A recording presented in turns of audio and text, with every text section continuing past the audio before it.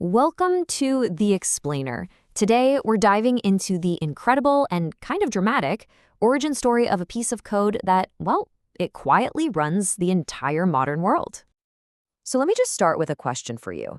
Imagine the one tool your entire team relies on. The one thing that makes all your work possible is just gone, pulled out from under you. This isn't some hypothetical.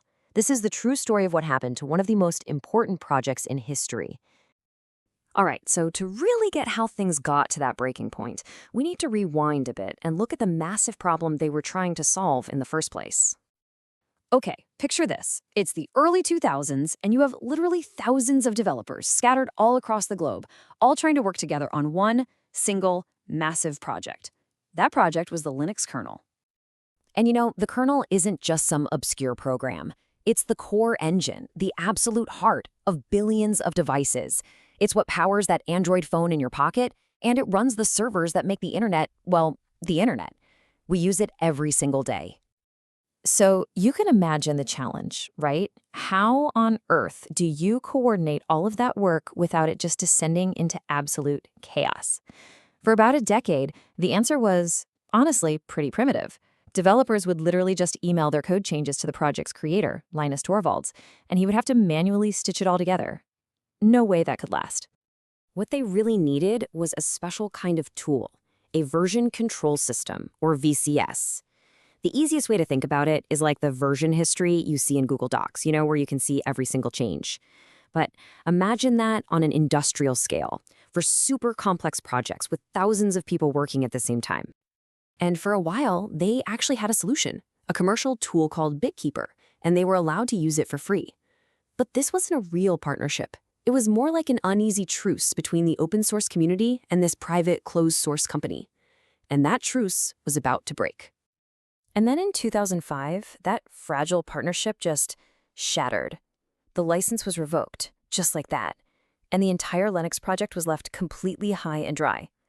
I mean, their entire workflow was paralyzed overnight. You have to understand, the shock was profound.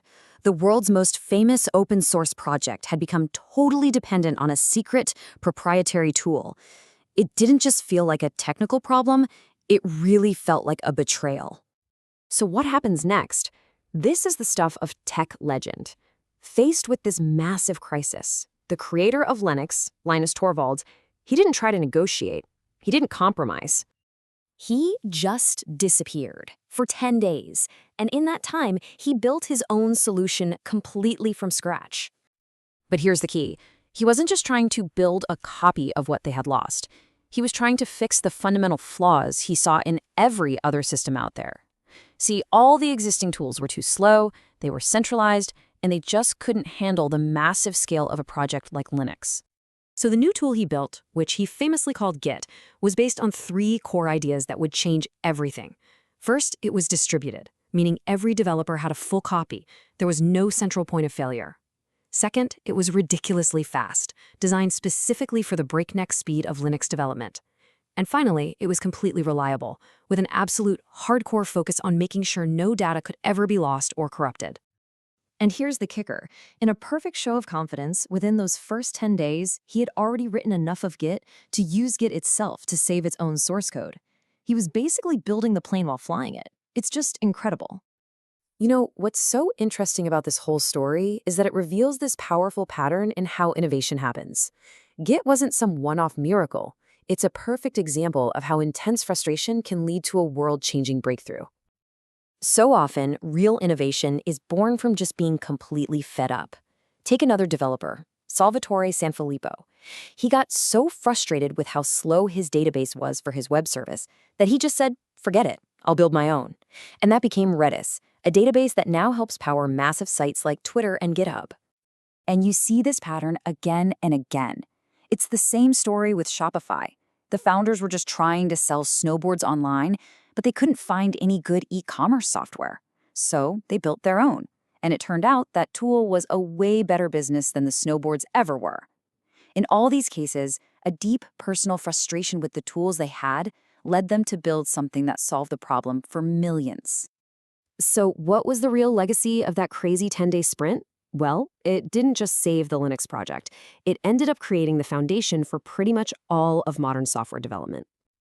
I mean, think about this. Today, incredibly small teams can build systems that serve billions of people. WhatsApp, back in the day, had just 50 engineers supporting 900 million users.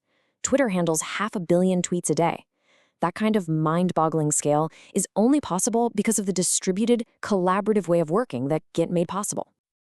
Honestly, it's hard to even wrap your head around the impact. Today, it's estimated that over 90% of all software projects on the entire planet run on Git. That little tool, born out of a 10-day sprint of pure frustration, became the literal foundation of modern technology. So, after all that, what's the big idea? What's the main takeaway from this story? It really boils down to this: a crisis, one that was born from being dependent on a closed, centralized system, forced the creation of a solution that was the exact opposite: open, decentralized, and built on trust. It's just a powerful reminder that sometimes our most profound innovations come directly from our biggest constraints. The story of Git really proves that our greatest breakthroughs often began the exact moment our old systems fail us. And that leaves us with a critical question to think about. When you're faced with a crisis, do you spend your energy trying to fix the broken past, or do you get to work building a better future?